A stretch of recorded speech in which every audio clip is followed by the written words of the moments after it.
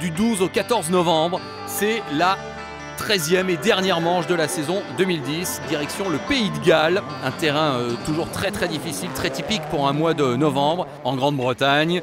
Et ça va donc être une bataille à 3 entre Ogier, Latvala et Solberg pour la place de vice-champion. Alors Latvala, il est le premier leader, mais une crevaison lui coûte plus d'une minute. Il retombe 6e et il perd sans doute toutes ses chances de devenir 2e du championnat du monde. Mais dans la deuxième journée, dès la première spéciale du jour, eh bien Sébastien Ogier part à la faute.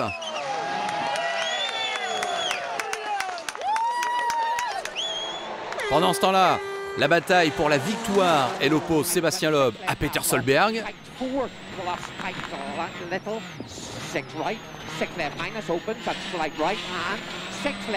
Solberg qui a déjà gagné à 4 reprises ce rallye de Grande-Bretagne. Personne n'a fait mieux.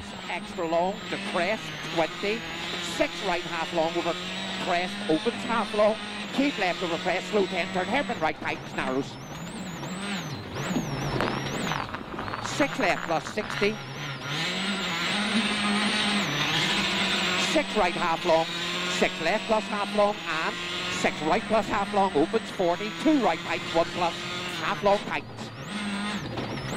And 2 left minus tightens, 1 plus opens, extra long tightens, opens 60. Slight right over crest, keep right over crest, 6 left minus long tightens, 3 tightens, 2 tightens. 6 right minus keep in over crest, 80. 6 left minus over crest, long 22.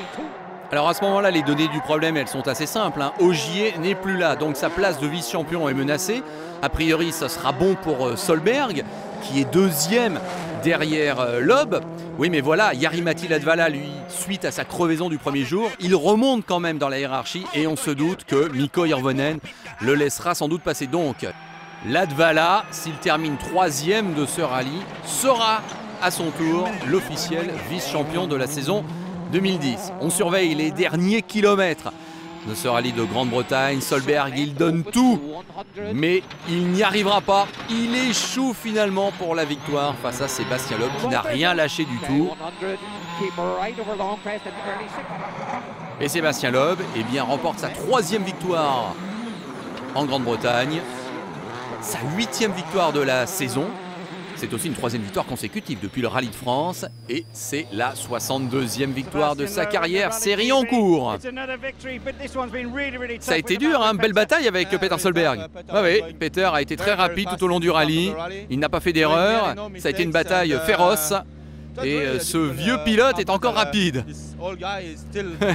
Vieux pilote, mais ce qu'il faut savoir, et ce que ne dit pas Sébastien Loeb, c'est que Sébastien Loeb est plus âgé que Peter Solberg. Et voilà, il fallait rétablir la vérité quand même. La hiérarchie finale de ce rallye de Grande-Bretagne avec Latvala qui, comme prévu, monte sur le podium. Ce qui fait qu'au dernier rallye, Latvala devient vice-champion du monde. Solberg 2 points derrière et Sébastien Ogier qui passe d'un coup de la 2e à la 4e place. Et évidemment, c'est pas la place la plus importante, mais bon, allez savoir si on ne regrettera pas ensuite pour Sébastien Ogier de ne pas avoir été vice-champion du monde. Toujours est-il que le champion du monde incontestable et incontesté, c'est Sébastien Loeb. Ça a été une saison fantastique, un champion du monde de légende.